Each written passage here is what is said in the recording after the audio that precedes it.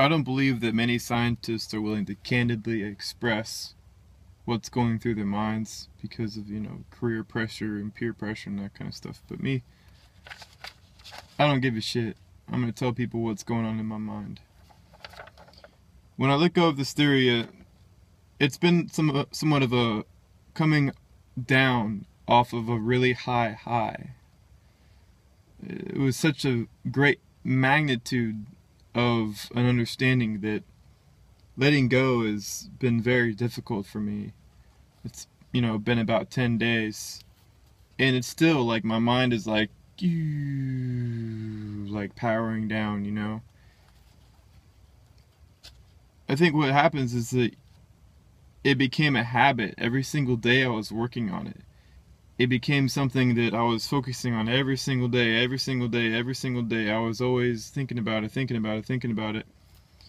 So when you quit, it's natural that your mind wants to keep on thinking about it. So you have to think about other things. And with me, I think I'm going to go ahead and get a surfboard and think about waves. I think that's the best option for me. But there are a couple of reasons I'm learning now, how to process this stuff, why I wanted to let go of the theory. And they're real reasons. This isn't just me making shit up. I didn't want to become insane. There's a breaking point for people, and I came really close to my breaking point.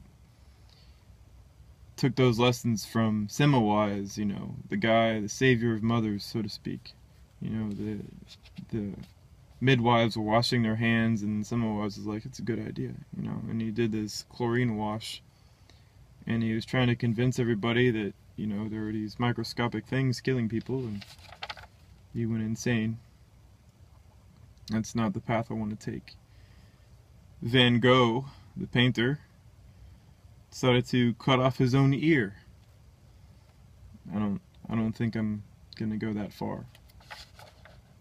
I want to keep my ears. Thank you very much. And everybody can learn from this. If you have something you've been working on for so long. And I think another big thing is that I didn't want my ego to get the best of me. I want to remain forcibly down to earth. I don't want to let my pride and my ego dictate how I feel about life and that kind of stuff. And a good example is I know this is kind of fictional and nerdy, but Yoda. Remember in one of the Star Wars movies where Luke Skywalker was looking for this Jedi Grandmaster in the middle of a swamp, and that he had his little hut, and he was very humble, and this Grandmaster was living there this doesn't fit. I think having that kind of mentality of just letting myself remain humble is the best option.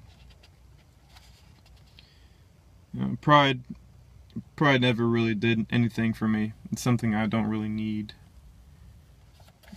If anything, pride just tends clouding your judgment. It tends to make you unreasonable with a lot of decisions that you may make. So just throw pride out the window. You don't really need it. As well, I was looking it up, and I'm not depressed, but some bit of chronic fatigue syndrome was setting in. I felt tired all the time, and even if I would take mid-afternoon, naps, I would still feel extremely tired, and it was preventing me from getting out and doing stuff that I like to do usually. It was like sucking the energy out of me, like a giant vacuum. And I had really bad insomnia, so I'd stay up in the middle of the night, get up at 2 o'clock in the morning and stay up till 5. And I couldn't get back to sleep because my mind was always active.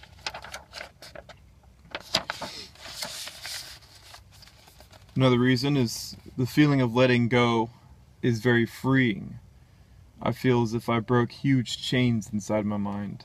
there are large chains that are holding my mind, and breaking those chains is very freeing. It allowed me to just, to hell with all this bullshit, you know.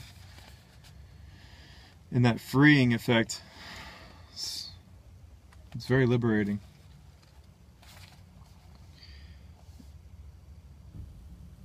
I feel there are probably enough people now to have at least seen the theory, you know, the idea. And if they feel compelled to work on some of the ideas on their own terms, they can do so. I feel as if the natural sequence of events will eventually lead to the theory growing on its own. It's doing its own thing now. I don't have to work on it any longer. The main Vixera paper, which, you know, has a lot of corrections to be made, obviously, inside of even my current thinking, but, you know, I'm too lazy to do that, has 2,229 unique IP downloads. That means a lot of people have seen it, which is a good thing. And they're getting more views each day without me actually working on it. Which brings me into my next point. I'm receiving many thousands of hits on forum posts and many hundreds of minutes watched on the YouTube page per week, without me actively participating in any discussion or having to put any more energy into the development of the theory, which is really good. It was like teaching my niece how to ride her bike. You know, she obviously had training wheels, and, you know, she'd ride around training wheels for a while, but eventually I took them off and I started, you know, pushing her. You know, she'd fall in the grass or whatnot, you know, but eventually reached that point to when I could push her and she'd start pedaling, and then boom, she'd have it on her own. It's like, it's about damn time, you know. That's how I feel with this theory. It's about time that it's just like on its own and I don't have to work on it anymore. And getting a lot of hits on YouTube videos and forum posts, I think it's really good. It's on its own. I feel kind of like, you know, Dr. Frankenstein, you know, his monster. It's alive. Alright, today is September 14th, 2015.